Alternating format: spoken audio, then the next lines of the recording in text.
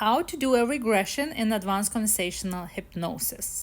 One of the things that I teach in advanced conversational hypnosis, that anything that comes up is actually natural. So what it's the regression, the only way you do the regression in advanced conversational hypnosis is when it comes up naturally. And what do I mean by that? Is not by regressing your client using some sort of a script. It's not by trying to say like, all right, like let's go back in the past, what happened to cause this problem, what happened for you to be affected in this way, etc., etc. Because we're not assuming that the problem that they're having is because of some sort of a past event.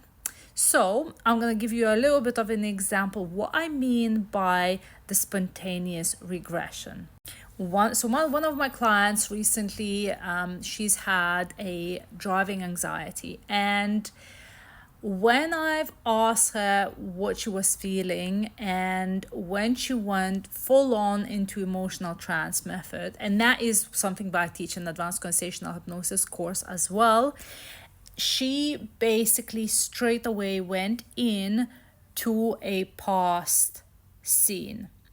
And during the past scene, what I've done, this is when I started asking more questions about that past scene, but I haven't actually guided her to go there. She went there because she was feeling a feeling, and when she went deeper into that feeling and felt it a bit longer, she understood by herself that this actually is something that is very, very familiar to her, and this is something that she felt before. And when she understood that, her subconscious mind straight away took her to that place and to that time when she felt it before. And this is how the spontaneous regression happens. I didn't tell her to do that. And the thing is that if I had a script about like regression script, right? And I took her back into that scene and I've asked her questions about that scene based on that script, I wouldn't have gotten far, because this was only one part of the problem and one part of the amalgamation of different things that were knotted around the problem, because the problem becomes like impacting their lives. I don't know what I said here. It doesn't sound grammatically correct in English. What I'm trying to say, that when it becomes the problem is when it starts like really, really combining different issues, perceptions, events, whatever, and it becomes this huge problem. So if you don't untie everything, not just the regression, but if you don't kind of untie all the knots around the perception as well, around the meaning and stuff like that, you're not gonna get to the point where she doesn't have the problem anymore. So what happened? I've asked a bit more questions around that scene, around that past event that she went to by herself. And after that, she has actually linked by herself what this actually meant for her and how this actually ended up impacting her in the way of her being afraid to drive.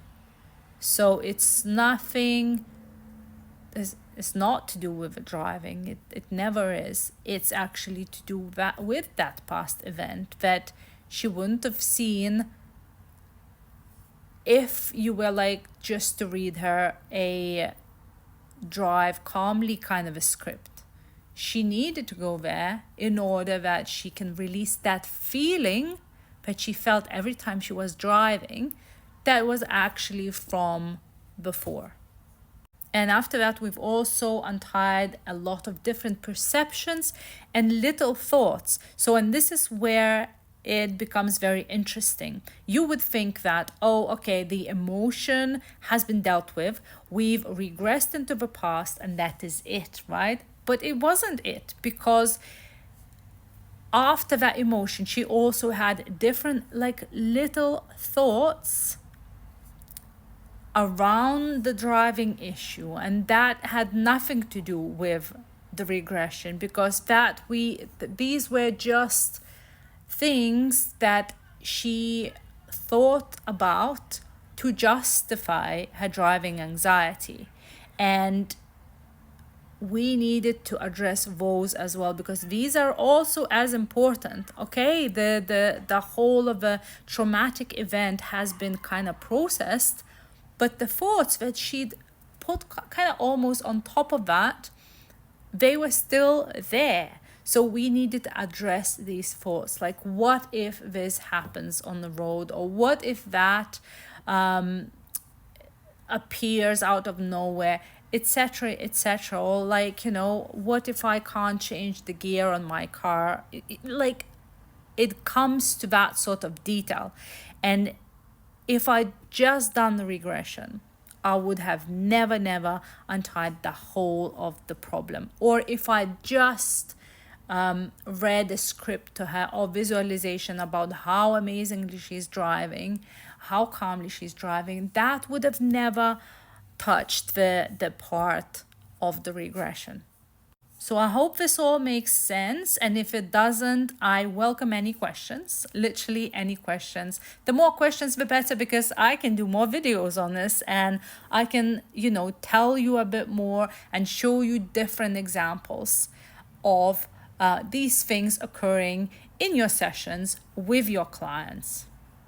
And if you want to explore it a little bit deeper, and if you want to see how this could be applied in your practice, because everyone's different, everyone likes to work differently, you guys all have your own niches, and you might have different questions that I might not think about, I'm happy to jump on a complimentary 30-minute call with you, explain everything, and show you exactly how you can use advanced conversational hypnosis in your own practice. So the link for my call is in the bio, so you can go take a look what dates and times I've got available.